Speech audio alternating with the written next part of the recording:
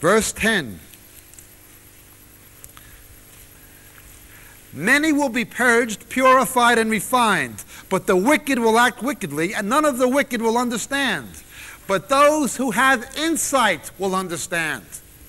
Without insight, you're not going to understand. It's going to get very dark, and without oil in your lamp, you're not going to be able to see. The Song of Solomon is read in the Jewish synagogues on Passover week. It is an allegory of Jesus coming for his bride. It's Solomon and the relationship with Shulamit, and we know from the Hebrew text what's the bride from what's feminine in the gender, what's the bridegroom from what's masculine, and what's the Sevaot, the hosts of heaven who are the witnesses, from what's plural in number. The Song of Solomon hinges around two dreams. Chapter 3 is her best dream. She's ready for the bridegroom. Chapter 5 is her worst nightmare. It was at Passover time, when this was being read in the synagogues, that Jesus explains the parable of the wise and foolish virgins. It's either going to be your best dream or your worst nightmare. You understand? The ones whose best dream it is are going to be the ones who have oil in their lamps. We'll come back to this. Let's look at Daniel 11:33 to 35. Remember, the Antichrist replays what Antiochus Epiphanes does. It's not until you get to the end of chapter 11 that Antiochus doesn't do the rest of the things. What happens after the end of chapter 11 is the Antichrist from the end of chapter 11.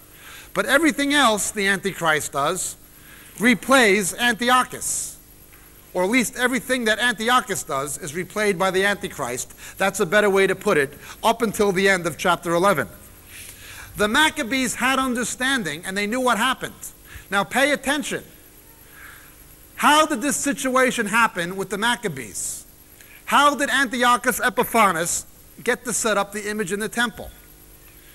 Quite simply, God's people compromised. How did the abomination get set up in the temple? It wasn't one day Antiochus marched into Jerusalem and set it up. It was step by step by step. First, they begin bringing in things from paganistic and Hellenistic culture into the Jewish religion. And Jewish people compromised because they didn't want to take a stand, including their religious leaders. Then they'd give a little bit more, and then they give a little bit more, and then they give a little bit more, and finally it's impossible to stop the abomination of desolations. The Maccabees understood this and took action, and they led a guerrilla war against this, and finally the temple was rededicated. That teaches about what happens in the end. But the Maccabees had people who were false brethren who joined them in hypocrisy and betrayed them, and they paid a terrible price. They were persecuted from without, but also from within. You can read this in 1st and 2nd Maccabees. It happens again in the last days. Look at Daniel 11:33 to 35. And those who have insight among the people will give understanding to the many, yet they will fall by sword, by flame, by captivity, and by plunder for many days. And when they fall, they will be granted a little help, and many will join with them in hypocrisy. And some of those who have insight will fall in order to refine, purge, and make them pure until the time of the end, because it's still to come at the appointed time. A little leaven leavens the whole lump. First you have ecumenism, uniting with Rome. But then you have what you had in Assisi, Italy, and in Canterbury Cathedral.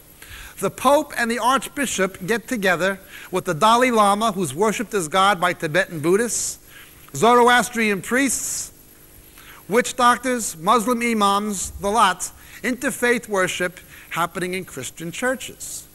That's an abomination of desolations being set up in the holy place.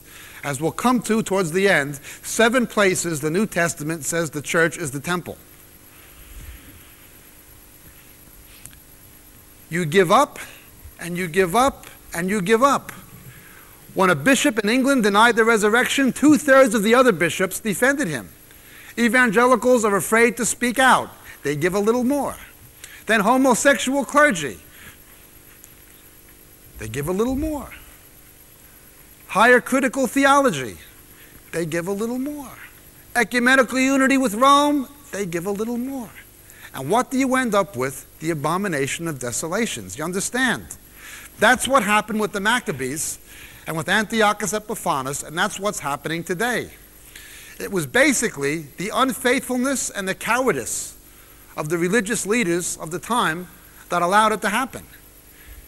The church would not have gone to the extent it has in compromising with interfaith and ecumenism and homosexuality and who knows what else if it had not been not only for the unfaithfulness of so much of the clergy, but the cowardice of so many evangelical clergymen who know what's wrong but haven't got the guts to stand up. But the Maccabees had the guts to stand up. And in the last days, there's going to be people who have the guts to stand up like the Maccabees, and they're going to give understanding to the many. Now, we'll come back to this. Notice it's understanding. Those who have understanding. Daniel 8, 23 to 25.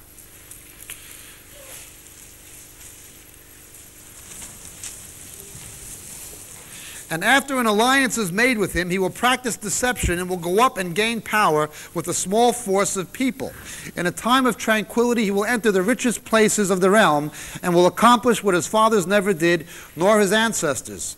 He will distribute plunder, booty, possessions among them, and he will devise his schemes against strongholds, but only for a time. He will stir up his strength and courage against the kings of the south with a large army. So the king of the south will mobilize an extremely large and mighty army, but he will not stand for schemes to be devised against him. Now we'll come to this in 1 second, but in verse 37 it says, he will show no regard for the God of his fathers. The Hebrew word is clear. This guy will have to be some kind of a Jew who does not care about the God of the Jews. There's two beasts, one is Jewish.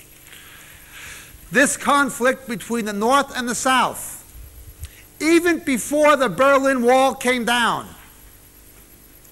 even before the Iron Curtain began collapsing, it became very clear that the future of world geopolitical conflict was not going to be between East and West, the capitalist West and the communist East, but between the North and South, the developed world and the developing world.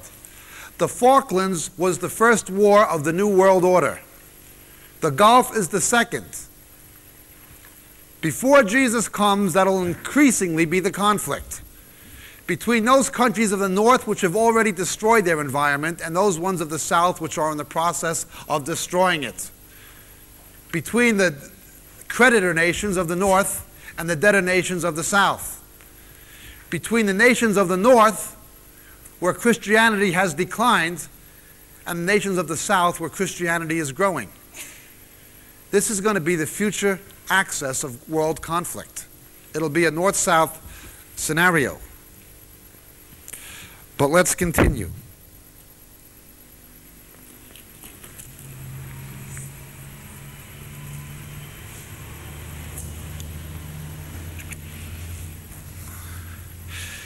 There are good girls and there are bad girls. The good women in the Bible teach something about the bride of Christ and of Israel in a spiritual sense. Shulamit in the Song of Solomon, Eve, Sarah, Rachel, Leah, Mary the mother of Jesus, Deborah, Yael, Esther, Ruth, Hannah, all of these women teach something about the bride of Christ in some way. For instance, in Luke's Gospel, Jesus says to the Jews, Malki-Sheva, the queen of Sheba, came to hear the wisdom of Solomon. But I say to you, something greater than Solomon is here. Now in Luke 11, where he says that, it's in the same context he talks about Nineveh. The Gentiles repented when the Jews wouldn't.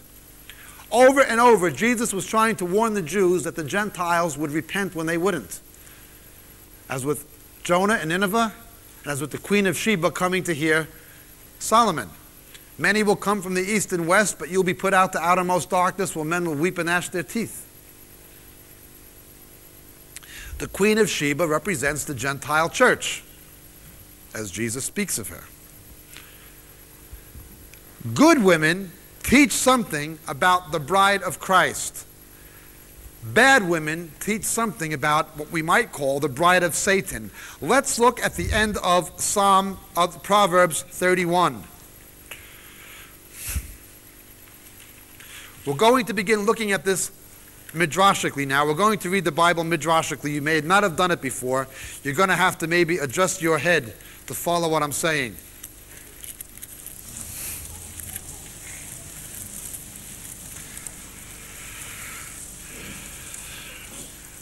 Verse 10 of Proverbs 31. An excellent wife who can find, for her worth is far above jewels, and the heart of her husband trusts her. He will have no lack of gain. The husband is Jesus. She does him good and not evil all the days of her life. She looks for wool and flax and works with her hands in delight. These things are all figures. She's like merchant ships. She brings her food from afar. She rises also while it is still night. Do you see that? And gives food to her household and portions to her maidens. She considers a field and buys it, and her earnings she plants a vineyard. She girds herself with strength and makes her arms strong. Look at verse 18. She senses that her gain is good, and her lamp does not go out at night. Whose lamp does not go out at night? A good wife's. Where else is that in the Bible? Where else is it in the Bible? Parable of the virgins. Those who have the oil of the Spirit in their lamps are going to see in the night. There are good girls and there are bad girls. What we have to do now is begin looking at bad girls. They seem like they're more fun, but they really aren't. Let's look at Ecclesiastes chapter 7, verse 25.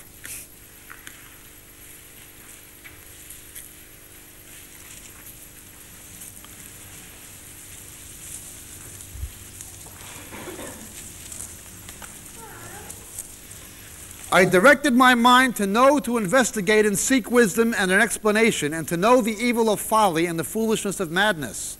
And I discovered more bitter than death the woman whose heart is snares and nets, whose hands are chains. One who is pleasing to God will escape from her, but the sinner will be captured by her. The book of Revelation talks about the woman Jezebel. She is the spirit of false religion. She is prefigured by Jezebel in the book of Kings. The character and behavior and nature of Jezebel represents or portrays the nature of the spirit of false religion. Let's look, please, at the book of Proverbs.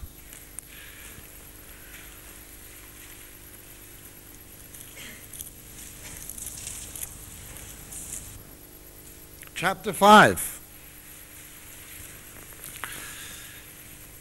Verse 1.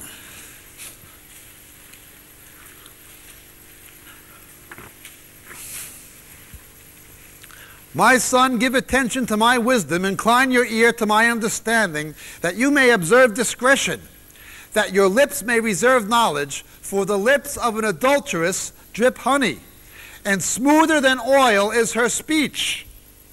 But in the end she is bitter as wormwood, sharp as a two-edged sword. Pay attention.